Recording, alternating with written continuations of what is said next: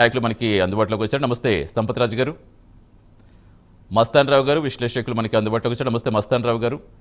నాగమల్లేశ్వరి గారు వైసీపీ నాయకురాలు మనకి అందుబాటులోకి వచ్చారు జూమ్లో. గుడ్ మార్నింగ్ నాగమల్లేశ్వరి గారు, అందరికీ వెల్కమ్ టు ది డిబేట్ అండి. ఎస్, ప్రస్తుతం అసలు మనం డిబేట్లోకి వెళ్లే ముందు ఆ వీడియోలో అసలు వారు ఏం మాట్లాడుకున్నారో ఒకసారి చూద్దాం. Video please. చూసుకోండి.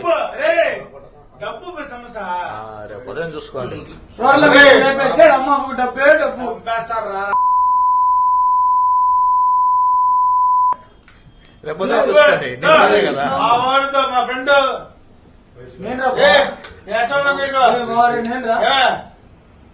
ఎన్ని స్టేషన్ రాలేదు, ఎన్నిసార్లు రాలేదు, ఎన్నిసార్లు పడగలేదు నేను.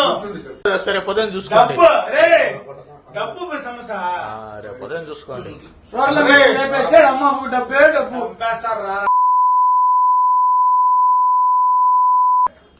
రేపు పొద్దున చూసుకోండి. ఆ వాడితో మా ఫ్రెండ్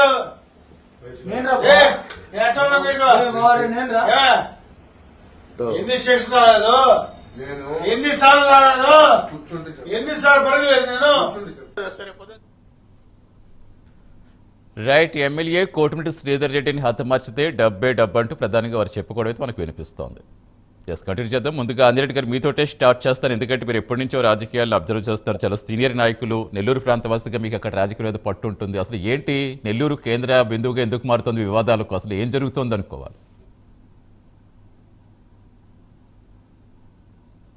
ఆంజనేయుడు గారు. ఎస్ ఎస్, మిమ్మల్ని అడుగుతున్నా. అందరికీ నమస్కారాలు. చర్చలో పాల్గొంటున్న నమస్తే, చెప్పండి.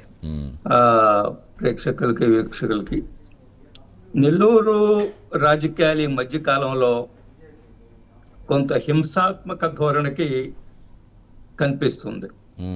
అది ఒకరి మీద ఒకరు వ్యాఖ్యలు చేసుకోవడం కానివ్వండి, సంస్కారహీనంగా మాట్లాడుకోవడం కానివ్వండి, ఇది చాలా సందర్భాల్లో చూస్తాం. ప్రత్యేకంగా గత 5 సంవత్సరాల నుంచి మేము ఈ విధమైన రాజకీయాలు, రాజకీయ కక్షలు, దౌర్జన్యాలు ఇవి చూస్తున్నారు.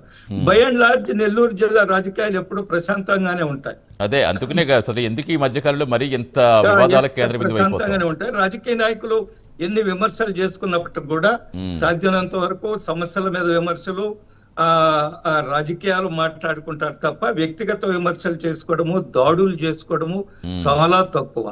నెల్లూరు జిల్లాలో చాలా సీనియర్ రాజకీయ కుటుంబాలు ఉన్నాయి.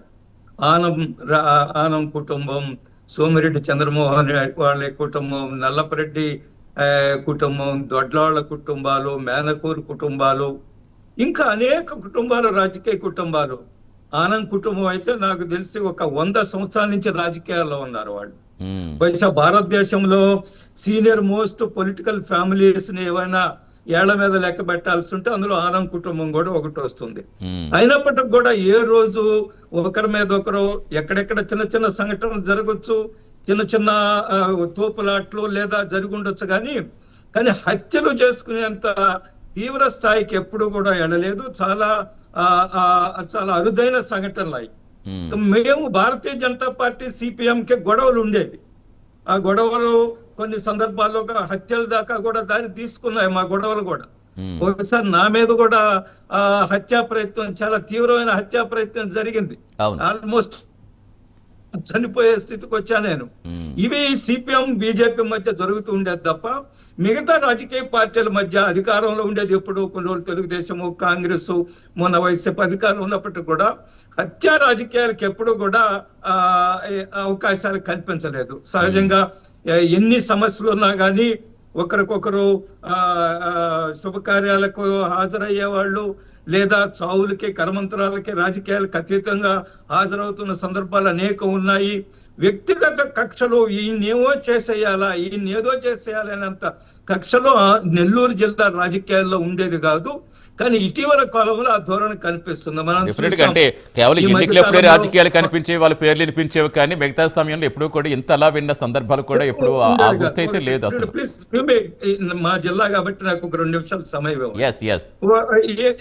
ఇటీవల కాలంలో ఒక మాజీ శాసనసభ్యులు, ఒక శాసనసభ్యురాల మీద చేసిన వ్యాఖ్యలు చాలా చాలా అసభ్యమైన వ్యాఖ్యలు చేశారు. అందులో ఎటువంటి అందరూ కూడా ఖండించారు. అది ఏమాత్రం సమంజసమైన వ్యాఖ్యలు కాదు. సీనియర్ ఎమ్మెల్యే ఆయన 6 సార్లు శాసనసభ ఎన్నికైన వ్యక్తి, ఒక పెద్ద రాజకీయ కుటుంబం నుంచి వారు, నల్లపరెడ్డి కుటుంబం నుంచి, వారి తండ్రి గారు చాలా సీనియర్, చాలా గౌరవం. దాని మీద అందరూ కూడా ఖండించారు. అయిన వెంటనే ఆయన ఇంటి మీద దాడి చేయడం, ఇల్లు దాడి కూడా ఎంత భయంకరంగా దాడి చేశారంటే ప్రతి వస్తువుని ధ్వంసం చేస్తారు, ప్రతి వస్తువుని ధ్వంసం చేస్తారు. ఇప్పుడు మొత్తం ఎలా ఒప్పుకుంది ఆ సంఘటనలు చూసిన తర్వాత అక్కడ ఆ విధంగా జరుగుతున్నాయి. ఇప్పుడు ఈరోజు కోటమిరెడ్డి శ్రీధర్ రెడ్డి గారి మీద వచ్చిన నాకు నిన్ననే చూశాను నేను. శ్రీధర్ రెడ్డి గారు 3వసారి శాసనసభ్యులు, ఆయన 2 సార్లు వైసీపీ శాసనసభ్యులు ఉన్నారు. ఆయన మనుషులు కొంతమంది ఆయన ఈ శాసనసభ్యులుగా ఉన్నప్పుడు కొన్ని దౌర్జన్యాలకు పాల్పడ్డ సంఘటనలు ఉన్నాయి. హత్య రాజకీయాలకు పాల్పడలేదు, కానీ కొన్ని సంఘటనలో ఆయన మనుషులు, ఆయన పేరుతోటి ఆయన మనుషులు కూడా కొన్ని సంఘటనలో పాల్గొన్నారు. కొంతమందిని ఇబ్బంది పెట్టిన పరిస్థితులు కూడా ఉన్నాయి. అవన్నీ కూడా నెల్లూరు జిల్లా చరిత్ర. ఆయన వైసీపీ ఎమ్మెల్యేగా ఉన్నప్పుడు కానివ్వండి, లేదా తర్వాత కానివ్వండి, కొన్ని ఆయన ద్వారా కొంతమంది ఇబ్బందులు పడ్డ వాళ్ళు కూడా ఉన్నారు. అందులో ఏం అనుమానం లేదు. ఎందుకంటే అది ఆయనకి ప్రత్యక్షంగా ఆ సంబంధం ఉందా లేదనేది పక్కన పెడితే ఆయన మనుషులు కొంతమంది దందాలు నడిపారు. అందులో ఎటువంటి కొంతమంది దౌర్జన్యాలు చేశారు, కొంతమంది హాస్పిటల్ చౌదాకా ఉన్నారు ఆయన ప్రతి ఒకప్పుడు. కానీ ఈ రోజు ఆయన తెలుగుదేశం పార్టీలో ఉన్నారు, ఆయన అధికార పార్టీ ఎమ్మెల్యే. మరి ఆయన మీద ఎందుకు అంత వీళ్ళు ఈ ఎవరైతే ఉన్నారో మీరు చెప్తున్నారు రవిడీలో వాళ్ళు ఎవరో కూడా నాకైతే పరిచయం లేదు. ఎందుకు ఆయన మీద దీని వెనుక రాజకీయ హస్తం ఉందని మాత్రం నేను అనుకోవడం లేదు.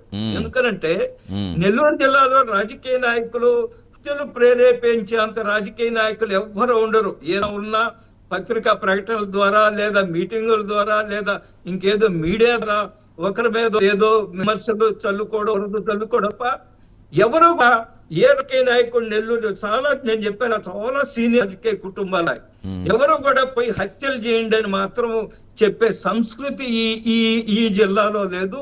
అంటే అందుకనే ఒకసారి ఆంజనేయుడు గారు ముందుగా మిమ్మల్ని అడిగేదానికి కూడా ప్రధాన కారణం మీరు నెల్లూరు వాసే కాబట్టి ఎప్పటి నుంచో మీకు అక్కడ మొత్తం పూర్తి అవగాహన ఉంటుంది కాబట్టి. ప్రస్తుతం వాళ్ళంతా రౌడీ షీటర్లు అని చెప్తున్నారు. ఇప్పుడు శ్రీకాంత్ ఎవరైతే పేరుల మీద వచ్చి కొన్నాళ్ళుగా ఎంత హాట్ ఇష్యూ అవుతుందో చూస్తున్నాం.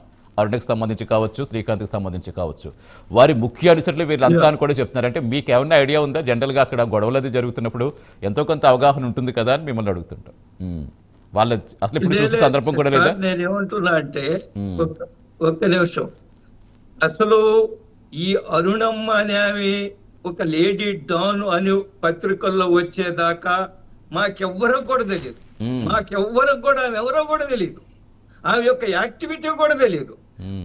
పత్రికల్లో వచ్చిన తర్వాత మాత్రమే ఆమెను గురించి విచారించడం, ఆమెను గురించి అనేక పుంఖానుకాలుగా సమాచారం రావడం తప్ప మాకు శ్రీకాంత్ ఎవరో కూడా తెలియదు.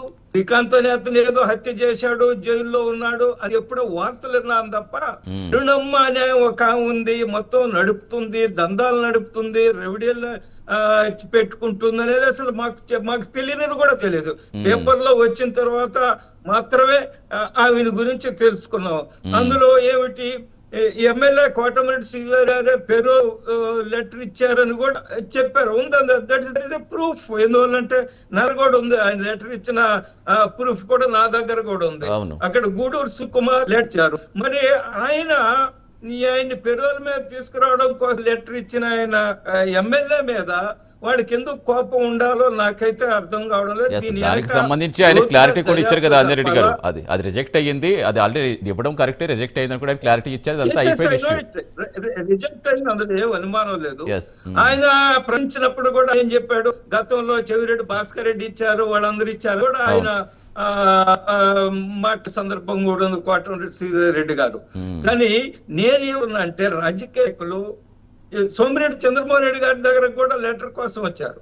చాలా స్పష్టంగా చెప్పాడు నేను లెటర్ ఇవ్వనని అని చాలా స్పష్టంగా చెప్పాడు. లెటర్ కూడా ఇవ్వలేదు. ఎందువల్లంటే రాజకీయ నాయకులు ఇటువంటి కరుడుగట్ట నేరస్తులు జైలు పైపించకే ఒకసారి ఆయన నుంచి తప్పించుకోబోయాడు శ్రీకాంత్ అని ఆయన 4 సార్లు బయటపడ్డాడు. అటువంటి వ్యక్తుల విషయం రాజకీయ నాయకులు జాగ్రత్తగా ఉండి పరిగణించాలి తప్ప ఎవరొచ్చారు ఏదో అడిగేశారని ఒక లెటర్ ఇస్తే ఆయన ఇంటెన్షన్ వేరే ఉండొచ్చు.